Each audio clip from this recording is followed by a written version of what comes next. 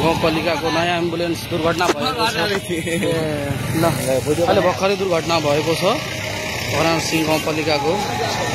यो चाहिँ भगवान सिंह गाउँपालिकाको हिजो ल्याएको त्यो एम्बुलेन्स हो जुन आज दुर्घटना भएको छ।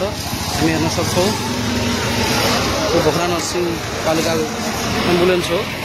अहिले भर्खरै सुनसरी पुल नजिकै दुर्घटना भएको यो इनरवा नगरपालिका यो सुनसरी खोला छेउमा दुर्घटना भएको हो। हामी हेर्न सक्छौँ यो अहिले चाहिँ पालिकाको हो। हामी हेर्न सक्छौँ दर्शकबिनहरू यो चाहिँ भर्खरै एम्बुलेन्स ठोकिएको दृश्य हो।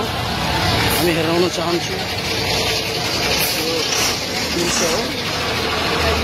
यो भर्खरै ल्याएको एम्बुलेन्स पालिकाको एम्बुलेन्स हो। भगवान सिंह पालिकाको एम्बुलेन्स हो। केरा बोले कुन्ना सावत्र